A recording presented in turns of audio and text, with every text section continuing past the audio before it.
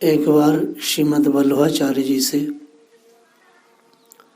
किसी वैष्णव ने पूछा कि महाराज सबसे श्रेष्ठ क्या है, कौन है? उन्होंने उत्तर दिया कि सबसे श्रेष्ठ तो श्री हरि है। फिर पुनः प्रश्न किया उस भक्त ने कि हरि से श्रेष्ठ भी कोई है? तो महाप्रभु ने कहा कि भगवान से भी श्रेष्ठ उनका नाम है। फिर आचार्य प्रभु से उस व्यक्ति ने फिर पूछा, हे आचार्य पाद, भगवान का नाम श्रेष्ठ है, सब लोग कहते हैं, मुझे भी पता है, लेकिन क्या भगवान के नाम से भी कोई चीज श्रेष्ठ है?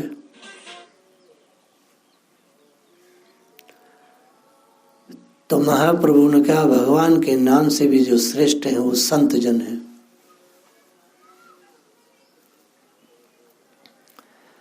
अच्छा, साधु भगवान के नाम से भी श्रेष्ठ हैं? साधु भगवान से भी श्रेष्ठ हैं? महाप्रभु ने कहा, हाँ, भगवान से भी श्रेष्ठ हैं और भगवान के नाम से भी श्रेष्ठ हैं। बड़ा आश्चर्य हुआ। उसकी जिज्ञासा बढ़ती जा रही थी। फिर उसने पूछा, महाराज जरा विचार पूर्वक बताइए कि संतों से भी कोई ज्यादा श्रेष्ठ है? उसकी जिज्ञासा बढ़ती जा रही थी। महाराज पहले मैंने पूछा श्रेष्ठ कौन है, आपने कहा भगवान। फिर मैंने कहा इनसे श्रेष्ठ, आपने कहा उनका नाम। उनसे श्रेष्ठ कहा कि भगवान का जो भक्त है वो। अच्छा, उनसे भी श्रेष्ठ कोई है क्या? तो महाप्रभु ने पूर्ण विचार से कहा कि संतों से भी जो श्रेष्ठ है वो उनकी सिद्ध प्रसादी है, उनकी झूठन है।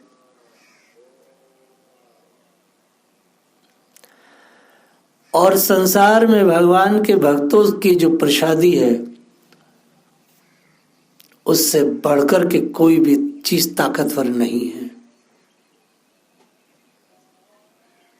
स्वयं भगवान भी नहीं है। कितनी बड़ी बात है।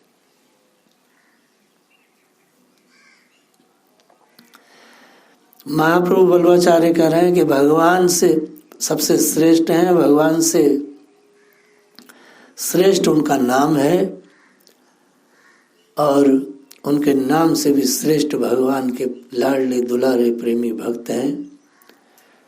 इतने में भी उस भक्त को शांति नहीं मिली तो क्या महाराज इन संतों से भी श्रेष्ठ कोई चीज है? तो महाप्रभु ने कहा, भगवान के भक्तों की झूठन सबसे बढ़कर है वो भगवान का नाम, यहां तक कि वह महात्मा से भी ज्यादा ताकतवर है। कैसे भाई? आप देखिए,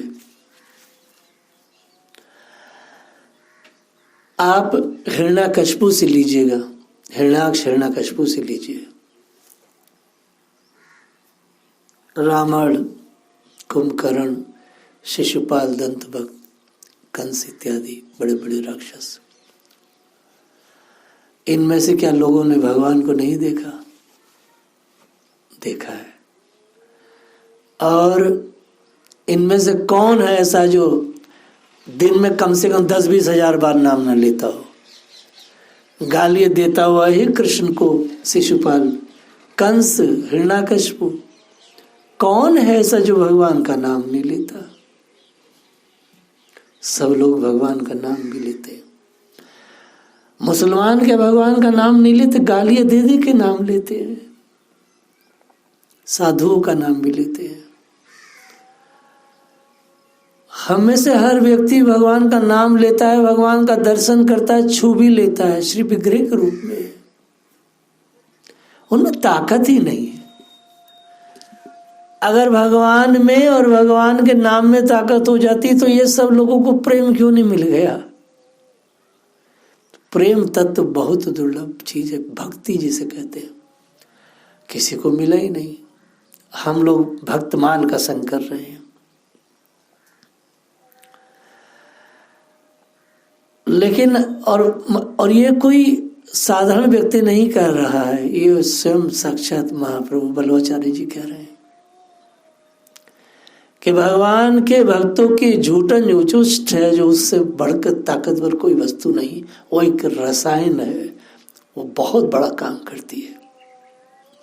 न भगवान का नाम इतना बड़ा काम करता है, न भगवान का स्वयं भगवान, और न साधु काम करता है। और आधुनिक मेडिकल साइंस भी इस बात को सिद्ध कर रही है।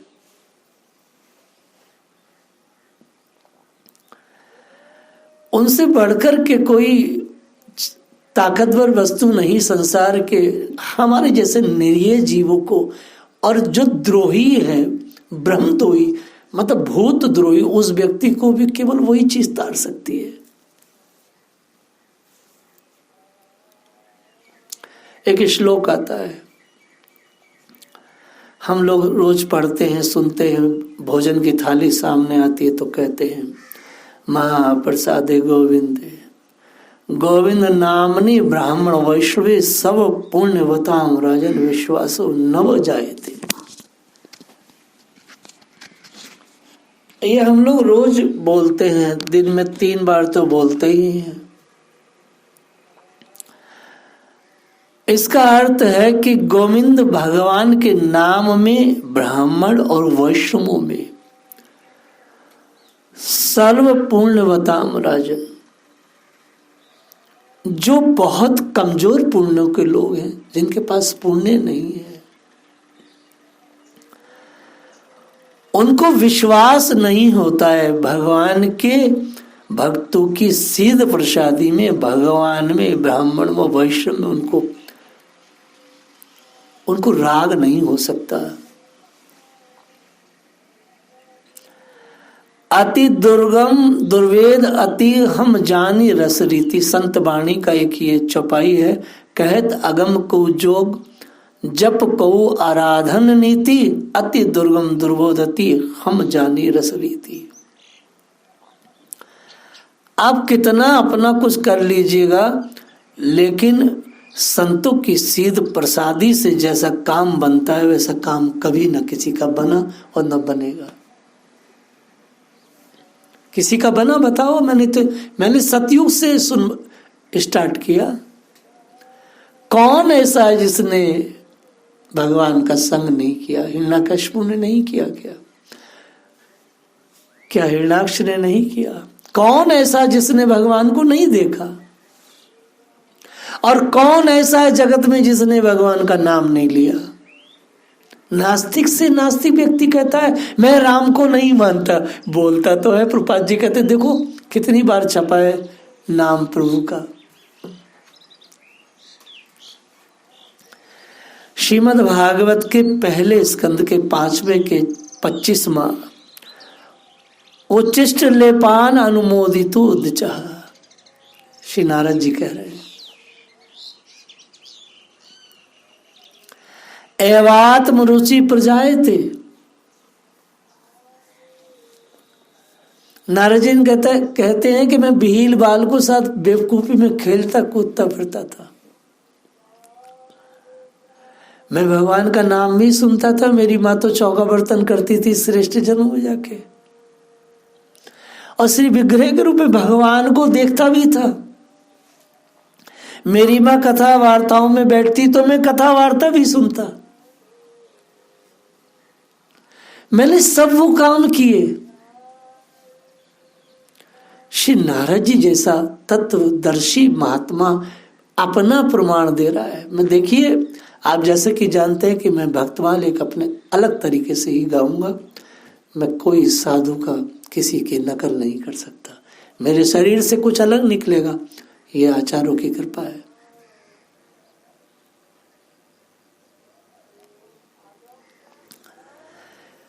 आप देखिए नारद जी ने अपनी माँ के साथ रह करके क्या क्या नहीं किया होगा। वो एक धर्मात्मा गांव में रहते थे, उनकी माँ वैष्णवों की ब्राह्मणों की सेवाओं में ही अपने जीवन को जीती थी। वह काल ही ऐसा था कि सब जगह धर्म ही धर्म था। उन्होंने वो सब कुछ किया धरा, लेकिन चतुर्मास में जब उनको वह ब्राह्मण वैष्णवों की उचिष्ट प्राप्त हुई, वह भी उनकी आज्ञा अनुसार। कहते हैं एवात्म रुचि प्रजायते,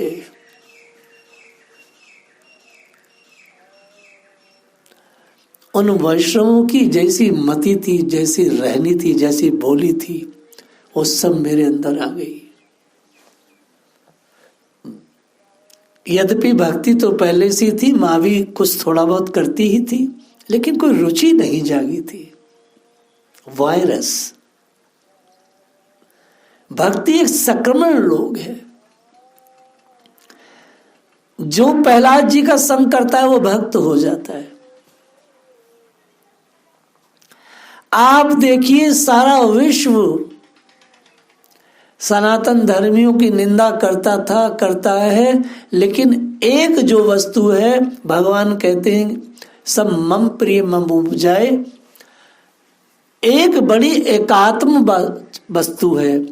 और एकात्म तत्व की व्याख्या को आधुनिक मनुष्यों में पंडित दीनदयाल उपाध्याय ने दी है। सारा विश्व मानता है उन्हें, हालांकि वो चल नहीं पा रही है परंपरा, लेकिन उन्हें एकात्म तत्व पर जो ग्रंथ रचा और जो शैली दी है वो सर्वमान्य है पूरे विश्व में।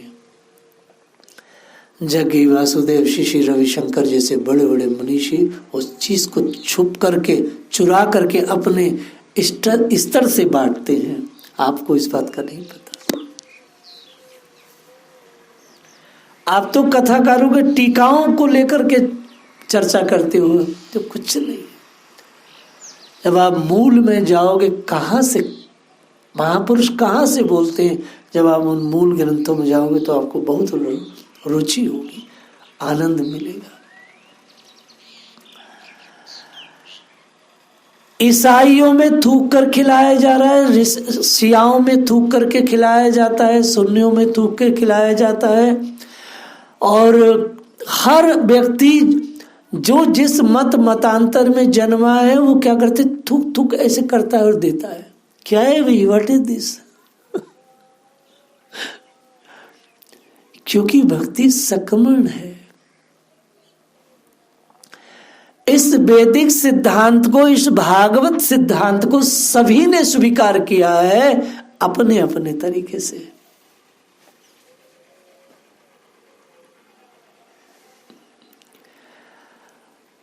स्वामीनारायण देखिए अलग चल रहे हैं, वो कह रहे हैं हमारे गुरुजी ही विष्णु हैं, जो भी है भगवान जाने। उनके यहाँ तो क्या है कि उनके गुरुजी लड्डू मुंह में लेते हैं और मुंह से निकाल के देते हैं। हमारे यहाँ तो खाली गुरुजी ने खाया तो उस थाली से ले लेंगे।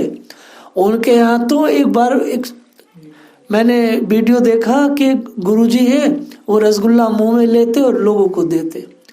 हे भगवान, अब यहाँ शास्त्र कहता है मुंह में एक बहुत विशेष प्रकार की ग्रंथि, एक लार बनती है, और विश्वास करो 10-20 अगर रसगुल्ला मुंह में रख के बाहर निकाल दिया तो वो ग्रंथियां ही बंद हो जाएंगी, क्योंकि एक इसकी सीमा है लार निकलने की भैया। लेकिन क्या करें, इसलिए भगवान बुद्ध का प्रकट्य हुआ इस पाखंड को नष्ट करने के लिए, लेकिन पाखंड बढ़ता ही जा रहा है, बढ़ता ही जा रहा है। इसलिए तुम्हें जल्दी से संभल, मैं विष्णुनाथ ब्राह्मण के घर कल्कि का अवतार लेना ही पड़ेगा। यही तो है, इनको कोई पहचान नहीं पा रहा है। कुटस्थ था भगवान, कलिकाल में कूट योनि में रहते, उन्हें कोई पहचान नहीं पाता।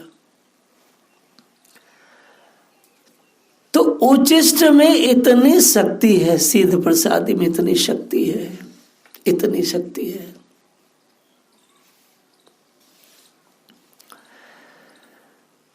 जय जमीन बारहा कमट, नरहरि बलि बामन, परशुराम रघुबीर कृष्ण, कीर्ति जग पावन।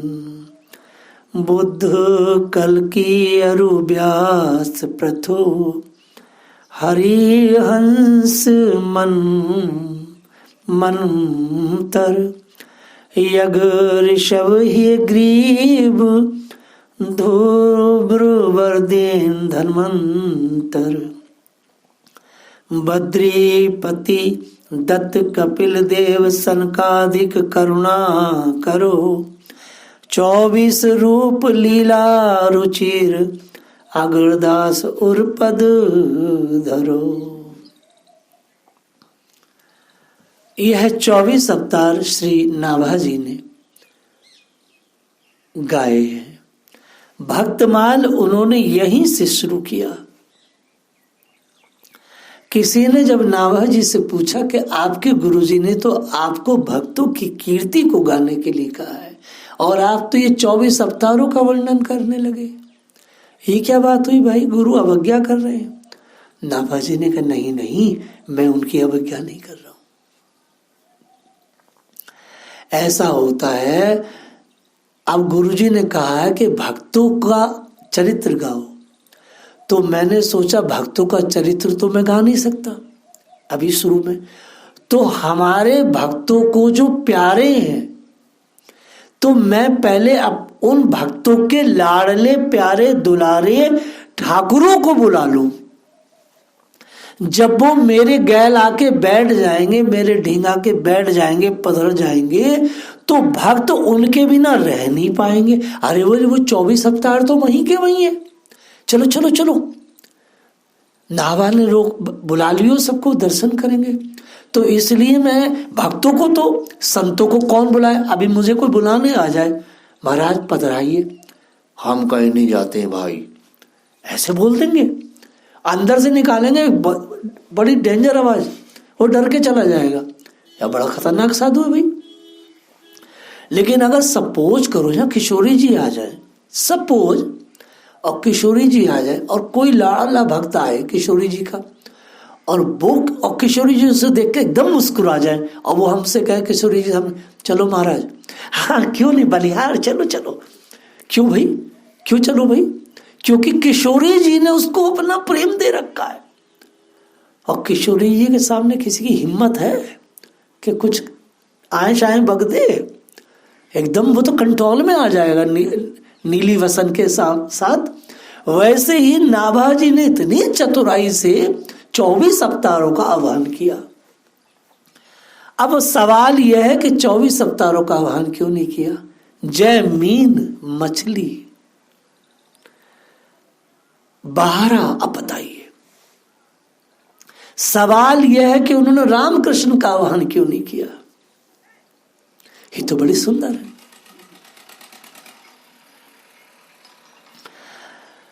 प्रियादास बाबा इस छप्पे की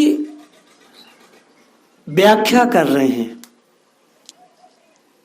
आगे आएगी बात खुल के,